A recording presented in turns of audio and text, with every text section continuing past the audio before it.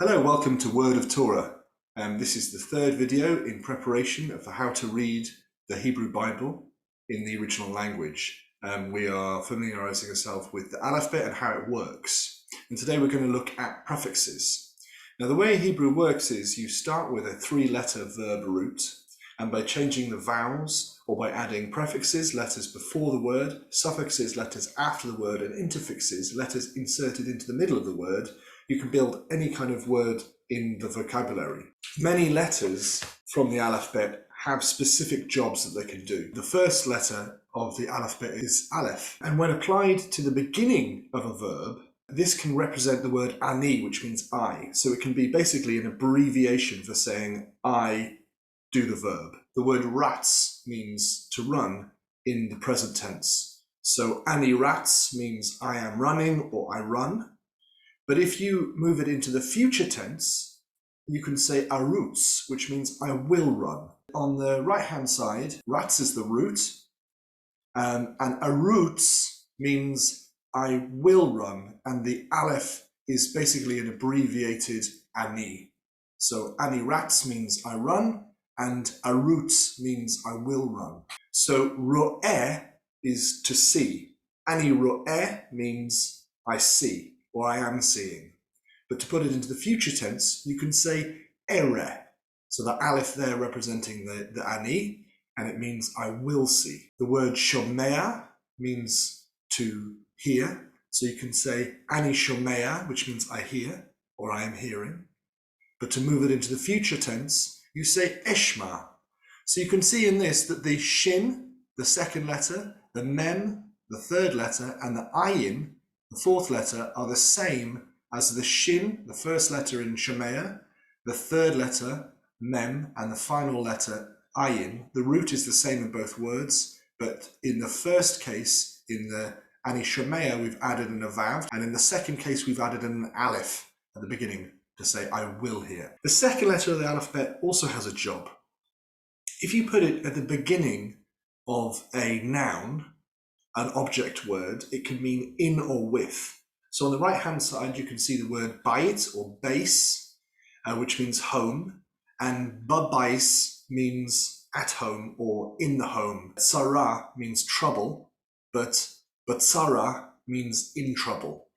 So generally, if you see a bet added to the beginning of the word, it means in or with. That's a good one to remember. You'll hear a character in the Torah, like Abraham, saying, if I've gained favor in your eyes. Ha'einayim means the eyes, but ha'einayim shelcha, or ha'einayim shelech, depending on the gender of the person who owns the eyes, means your eyes. So shelcha means yours. Ha'einayim shelcha means your eyes. But if you want to say in your eyes, you say beinayim shelcha, in your eyes. This is a very important one. The letter hey can mean the definite article or the.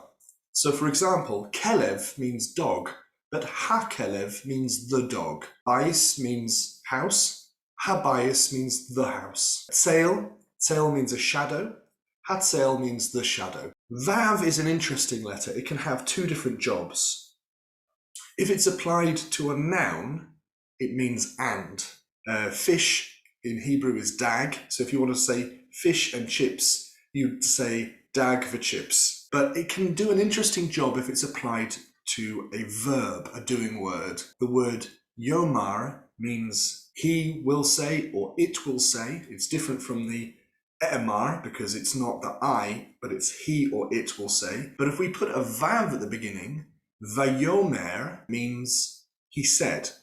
Now it often gets translated as and he said, but the and in this case is irrelevant. It's just the tendency for us to think of a vav as an and. What the vav is really doing here is flipping the tense into the past tense. The word yikra means he will read, or he will say, or he will call, or he will name. Yikra means he will, or it will read, or it will call, or he will call. But vayikra means and he called. A couple more examples. This is a very important moment in the Torah. This is when God spoke light into existence. But it's a slightly confusing sentence if you don't know about the vav as a tense flipper. The first part of the phrase is yehi or, which means let there be light. But the second part says vayehi or. Now, if you don't know about the tense flipper, it would seem as if it's saying let there be light and let there be light. But as you know about the tense flipper, it's now changing the yehi into was. Yehi or vayehi or means let there be light and there was light. Now, the interesting thing is we have a word was. So why take the word will be and flip it into the past?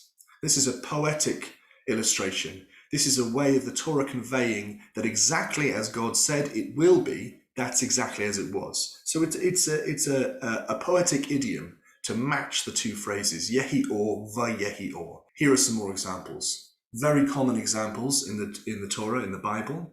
Vayomer means he said. Vayar means he saw. Vayikra, as we said, means he called. And vayitain means he gave. Now, what we're focusing on here, rather than the vav, as a minute ago, we're looking at the yod. So what this is doing is, where I've highlighted the yod in green, this is telling us about who is doing it. So the vav is flipping it into the past, but the yod is telling us about who is doing it.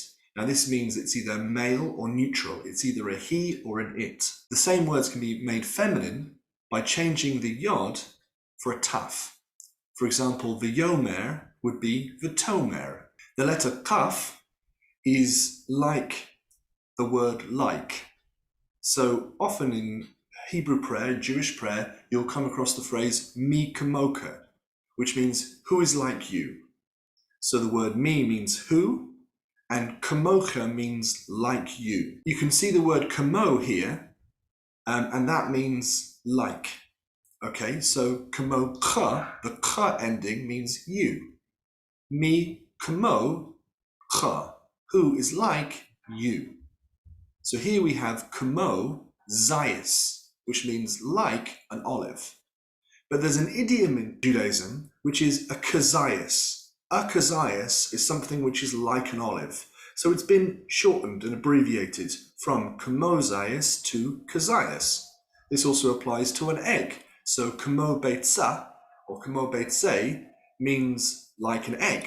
So kabeitzei or kabeitza means like an egg, the same as kamo, but kamo has been shortened. So that whole word of kamo has been turned into just one letter prefix. And actually most of the prefixes, just as we saw with ani being shortened to just an aleph, each of these can be an abbreviation for a longer word. The letter lamed put on the front of a word is like saying two or four. Rats means to run, so larutz means to run. We can also have it meaning a direction.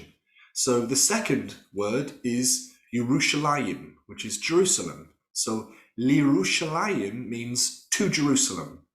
Ani cholek Lirushalayim, I walk to Jerusalem. And at the bottom we have another example of the lamed going on the beginning of the verb. So akol means to eat.